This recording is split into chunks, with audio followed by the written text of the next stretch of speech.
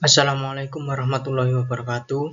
Perkenalkan, nama saya Ilham Rizadi dari Teknik Industri semester 4 dengan NIM 2394104013. Di sini saya akan membuat video pembelajaran mengenai review balance scorecard pada Bank Sampah Tebu Ireng sebagai pemenuhan ujian akhir semester mata kuliah Perancangan dan Manajemen Organisasi Industri.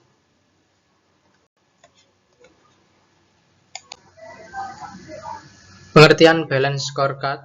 Balance scorecard atau BSC adalah alat manajemen strategis yang digunakan untuk mengukur dan mengelola kinerja organisasi dari berbagai perspektif, tidak hanya dari sisi keuangan.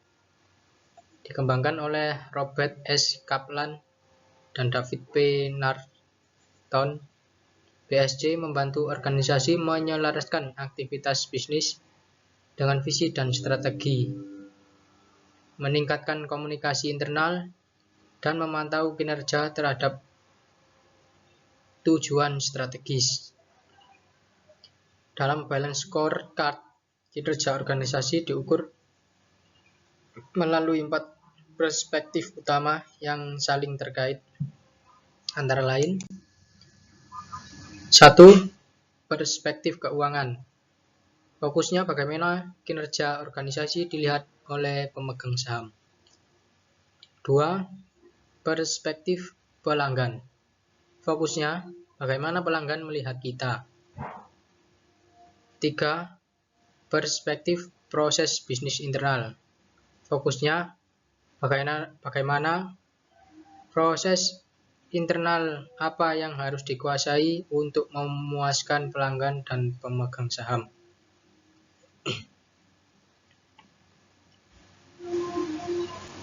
Yang keempat, perspektif pembelajaran dan pertumbuhan. Fokusnya bagaimana organisasi bisa terus belajar, berkembang, dan menciptakan nilai di masa depan. Nah, kami akan mereview Bank Sampah Tebu Ireng. Bank Sampah Yayasan Kiai Haji Muhammad Hasyim Asy'ari atau populer dengan sebutan Bank Sampah Tebu Ireng (BST), berdiri pada 15 Oktober 2015. Lembaga yang ada di Komplek Tebu Ireng ini berfokus menangani masalah sampah. Visi dan misinya. Visi: 1. Mewujudkan lingkungan pesantren bersih dan sehat. 2. Menjadi lembaga terdepan dalam pengolahan sampah yang efektif untuk menciptakan lingkungan pesantren yang bersih, sehat, dan nyaman. 3. Pengelolaan sampah berkelanjutan. Artinya, menjadi pusat percontohan pengelolaan sampah berkelanjutan yang berdampak positif pada lingkungan pesantren dan komunitas pesantren. Misi: 1. Meningkatkan kesadaran dan kebudayaan warga pesantren, khususnya santri. Dengan meningkatkan kesadaran dan kepedulian santri terhadap pentingnya pengelolaan sampah yang baik dan benar melalui edukasi dan kampanye lingkungan. 2. Mengurangi volume timbunan sampah melalui program daur ulang dan pemilahan sampah. 3. Pemberdayaan ekonomi santri dan masyarakat.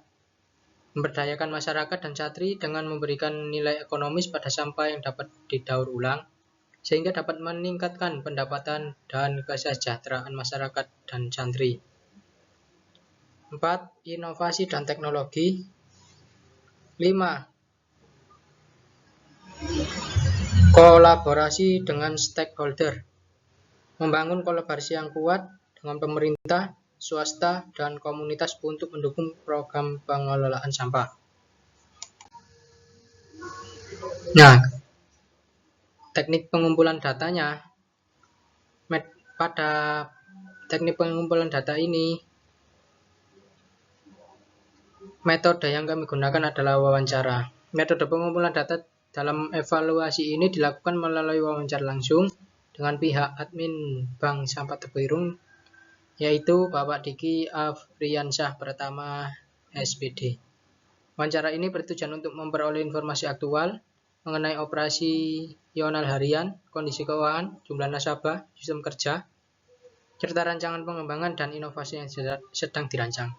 Hasil wawancara menjadi dasar utama dalam menganalisis penerapan balance scorecard pada bank sampah tersebut. Hasilnya, 1. Pada perspektif keuangan, dengan tujuan meningkatkan efisiensi pengelolaan keuangan dan margin keuntungan, indikator dan data yang didapat antara lain pendapatan unit terdiri dari Ponpes, Unhas, RS Hasyim Asyari, yaitu sebesar 10.450.000 per bulan. Pendapatan perorangan terdiri dari 29 nasabah, yaitu kurang lebih 25.000 per bulan dikali 29 nasabah sama dengan kurang lebih 725.000 per bulan.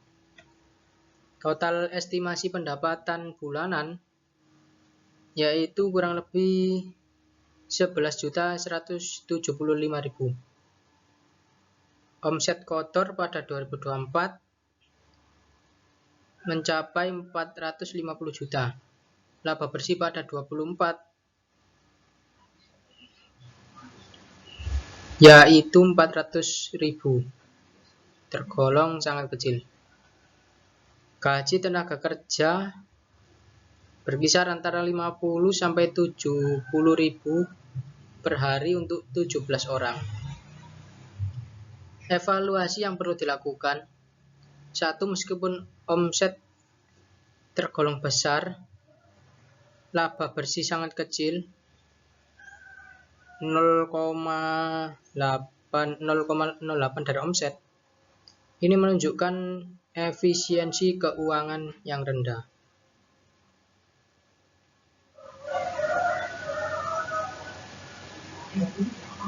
Kemudian biaya tenaga kerja.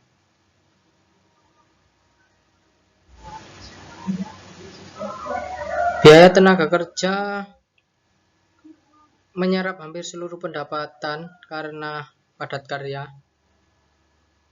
Butuh efisiensi dan sumber pendanaan eksternal untuk pengembangan produk.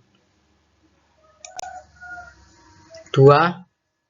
Dari perspektif pelanggan atau nasabah, didapatkan tujuannya untuk meningkatkan kepuasan dan retensi nasabah dengan indikator dan data yang didapat, jenis nasabah, institusi, terdiri dari Ponpes, Unhas, dan rumah sakit, dan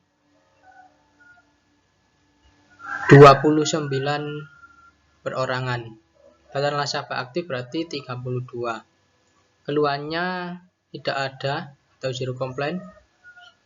Layanan pengambilan sampah setiap hari pukul 8 sampai 16 atau 4 sore. Evaluasi yang perlu dilakukan. Layanan tepat waktu dan tanpa keluhan menunjukkan tingkat kepuasan tinggi. Kemudian potensi ekspansi nasabah masih terbuka luas, namun perlu ditunjang oleh sistem digital untuk pencatatan layanan. 3. Dari perspektif proses internal. Tujuannya untuk meningkatkan efisiensi operasional dan diversifikasi produk. Indikator dan data yang didapat. Saat ini produk utama hanya sampah terpilah yang outputnya ke pabrik daur ulang. Rencana inovasi produk antara lain paving block berbahan plastik, kompos dari sampah organik, dan digitalisasi sistem BST. Kebutuhannya yaitu perlu adanya investor atau pihak ketiga untuk pengembangan produk. Maka evaluasi yang perlu dilakukan. Aktivitas padat karya membuat biaya operasional tinggi, tidak ada proses produksi inovatif yang berjalan saat ini, hanya pemilahan. dan perlunya roadmap inovasi dan kerjasama dengan mitra eksternal. 4. Perspektif pembelajaran dan pertumbuhan. Tujuannya untuk meningkatkan kapasitas SDM dan inovasi teknologi. Indikator dan data yang didapat, jumlah tenaga kerja berdiri dari 17 orang termasuk direktur.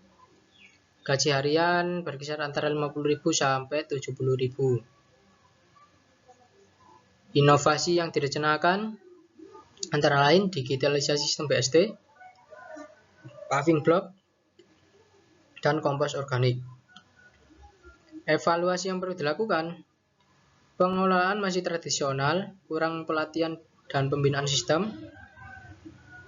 Inovasi hanya dalam bentuk rencana, belum terrealisasi karena keterbatasan modal. Pengembangan SDM dan adopsi teknologi perlu ditingkatkan. Dari review tadi dapat disimpulkan bahwa penerapan balance score pada bank sampah Tebu Ireng menunjukkan bahwa